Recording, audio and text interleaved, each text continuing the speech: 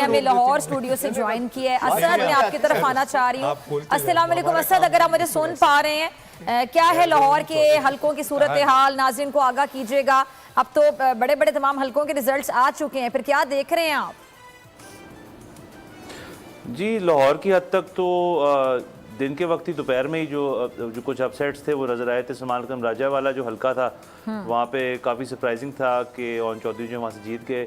अलबत्ता अभी थोड़ी देर पहले की अपडेट ये थी कि सलमान खान राजा ने लाहौर हाई कोर्ट की तरफ से जो फॉर्म 47 है उसके ऊपर स्टे ऑर्डर ले लिया है। तो वो एक चीज़ है जो आने वाले चंद घंटों में कल के रोज़ हमें पता चलेगी उसके ऊपर क्या अपडेट्स हैं। उसके अलावा जो नवाज शरीफ साहब ने एक ऐलान कर दिया जीत का, सो कॉल्ड जीत का, जो कि मतलब कंफ्यूजिंग सी उनकी स्पीच थी जिसके अंदर उन्होंने अपने आप को डिक्लेयर कर दिया एज दी मेजॉरिटी पार्टी, जो कि टेक्निकली तो शायद आपको हैरत हुई असद साहब, आप तैयार नहीं बैठे हुए थे इस विक्ट्री स्पीच के लिए?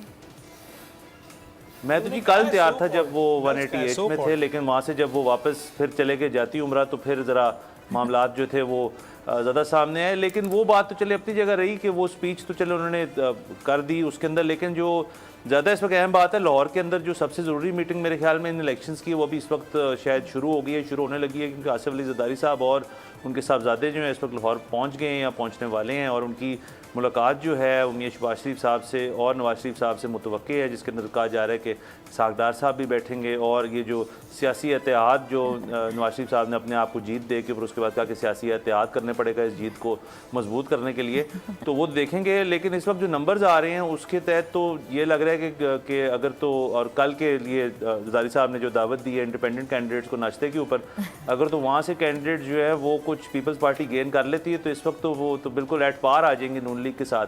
तो बड़ा ये जरूरी है देखना कि यानी आप पीपल्स पार्टी की उंगलियां ज्यादा घी में देख रहे हैं? जी वो इस वक्त तो देखिए जी हर जगह से वो उनको बुलाया जा रहा है और कह रहे हैं जी हमारे साथ मिल जाएं या हमारे साथ ना मिलें। रादर पीटीआई का मौक़िफ़ तो ये है कि हम किसी के साथ नहीं मिलेंगे, जो कि चले लिहाज से ठीक भी है, लेकिन नून लीग के लिए एक मजबूरी बन चुके हैं।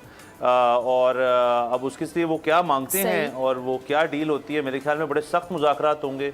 और उसके अंदर से ये भी मुतवक्की है चीज़ के कोई बड़ी चीज़ पीपल्स पार्टी जो है वो मांगेगी और फिर एक सियासी इत्तेहाद चलेगा जिसके अंदर MQM भी राज़ी हैं और JUI भी हो जाएंगे, और तमाम जो पार्टी जिन्होंने 2-2, 4-4, 6-6, 8-8 सीटें ली हैं वो भी इनके साथ मिलेंगे या मिलना पड़ेगा, और आगे जाके देखेंगे फिर किसके अंदर क्या होता है। लेकिन जो मेजॉरिटी वाली बात है और सबसे बड़ी पार्टी वाली बात है वो तो उसी वक्त थोड़ी सी गलत साबित होगी जब उन्होंने कह दिया कि हमें एहतियात करना पड़ेगा।